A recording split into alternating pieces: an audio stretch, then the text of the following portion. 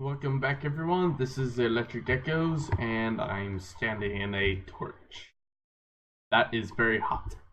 Ow. Well, welcome back everyone, this is episode 10 of the Let's Play. And I'm at the end portal. It's right below these dirt blocks. I just clogged it up so I couldn't fall into it when I work on this build here. Yeah, I teared down everything that I built last time, which wasn't much, and took down the mushroom blocks because they were too much of a pain to do because I need bone meal, and then need to bone meal the red mushrooms, and then I need to push them around with pistons to push them into the right spots, and it was going to be too much of a hassle to build a wall of them. And so I decided what's the next best block, and it's a bone block. Like the sides of it look like the same type of texture I would want, but it's a lot nicer, like lighter contrast between the darker bits of the white and the lighter parts. So I think that would be the one that I would go with instead. But I need to get bone meal for bones too. So that skeleton spawner I found at the beginning of last episode. What I meant to say about getting bone meal is I need to get I'm going to go to my skeleton spawner and fix it up to be a skeleton grinder. And so I can get lots of bone, and then I can make it into bone meal, and then I can make it into these bone blocks to fill up my walls. And so now I'm going to go over to there and I'll meet you guys there. Well, this is strange. Oh, it's over. And we're back, and we're at the skeleton spawner right now.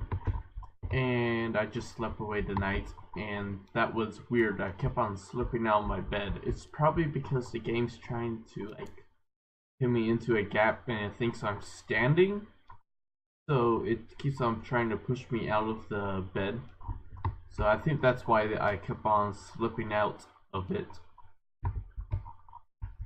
And up here is a mega taiga, because that's the biome we are in, and that's where I can get dogs, and dogs love skeletons for their bones.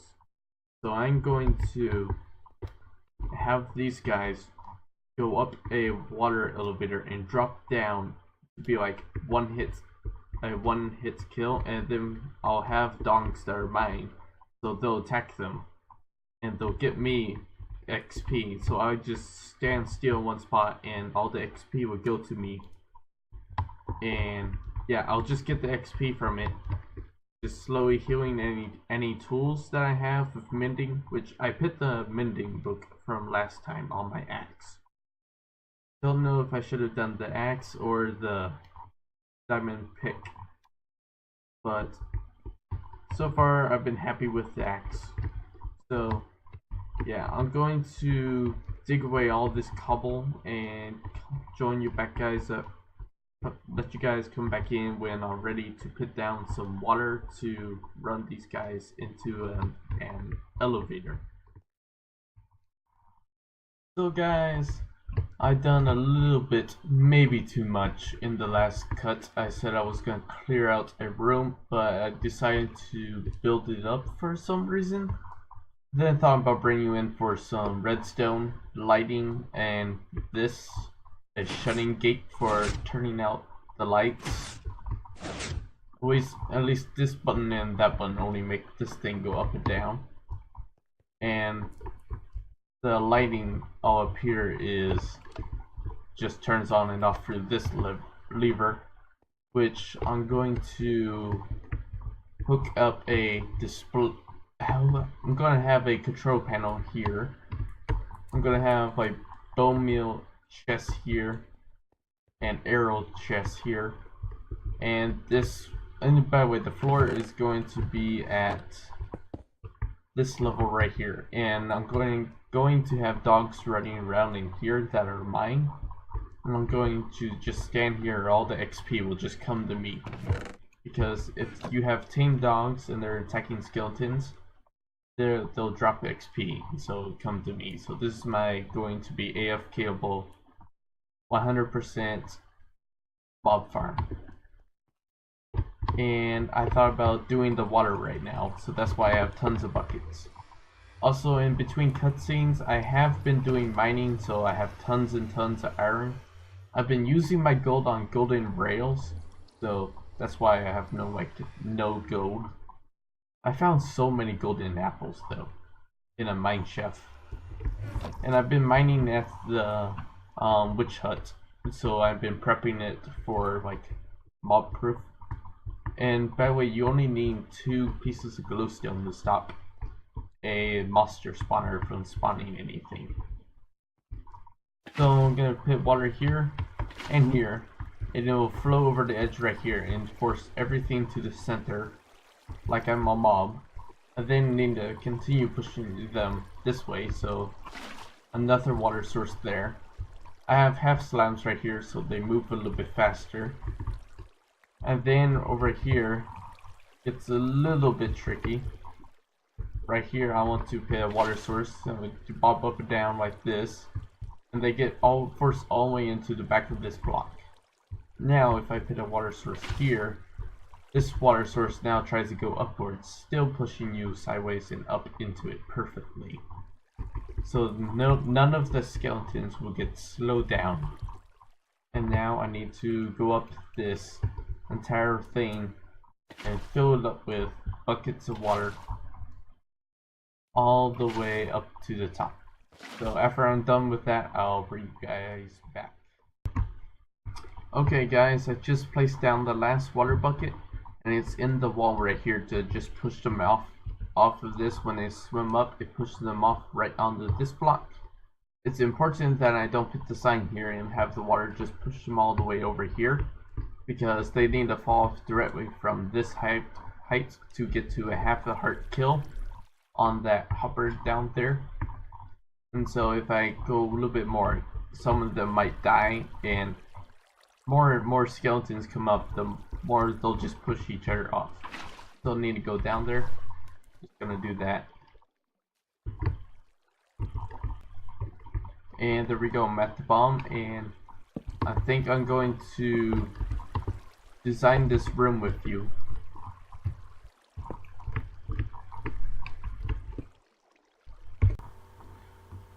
Alright guys, this may be a little bit weird, but I'm not talking when I actually recorded this little segment. My computer messed up recording, and so I'm doing a narration of the video. And so right here I was explaining that it's been a week, and the skeletons do drop to a one-hit kill, and there are hopper minecarts under those stone bricks they land on. And right there, I've been enchanting for very good armor, and I've been combining bows like this to make bows so I can enchant. And I did move my enchanting table over here because it was quick to get XP and enchant super fast.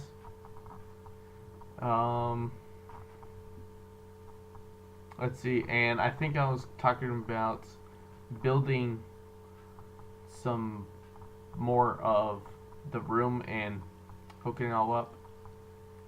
And I think I'm about to explain how this redstone works.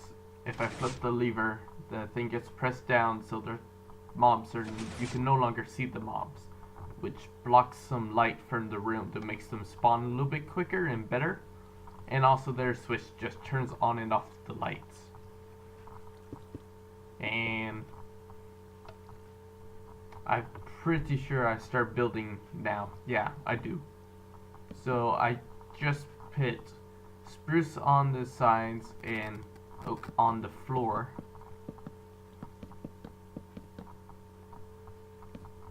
and then I decided to put some stone brick stairs around the panel. What? You know what? You'll see what I'll do, and I think that's all I need to narrate. Just think in mind that the next couple cuts I'll be just talking to you guys like this because my recording messed up, and I don't want to rip it all out to just record it all again.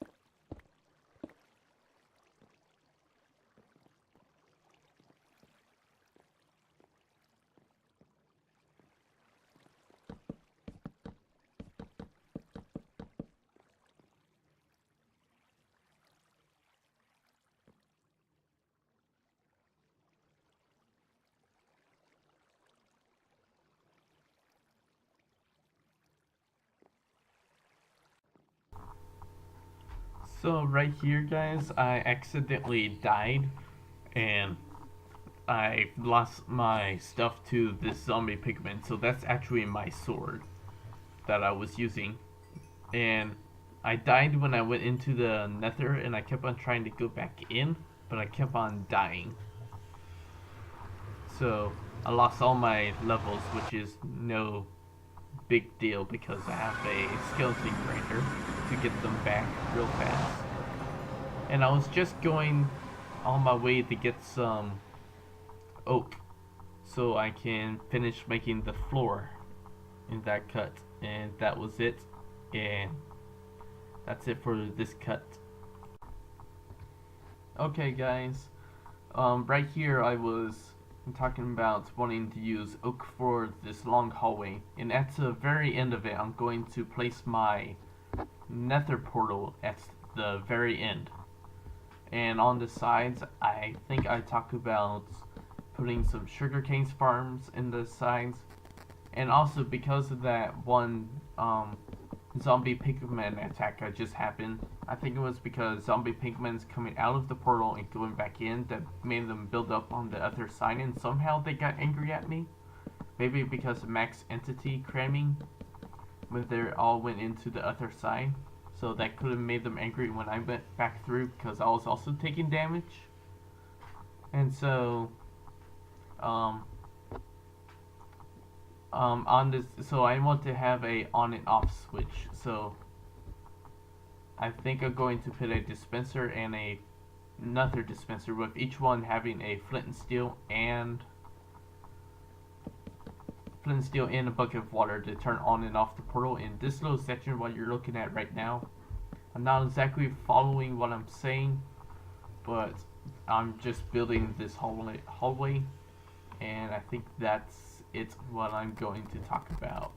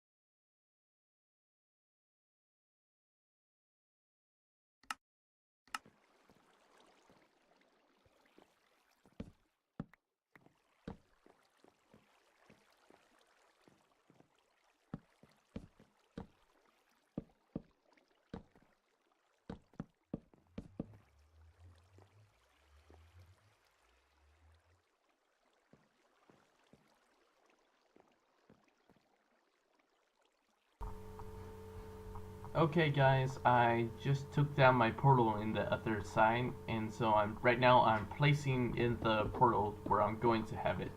And then I'm going to place down my flint and steel, and I'm going to demonstrate what it's going to happen when I eventually hook it up to redstone. So flint and steel is going to go in that one. It's going to light the portal. The other one's going to dispense the water bucket, pick it back up, and the portal is going to be shut off.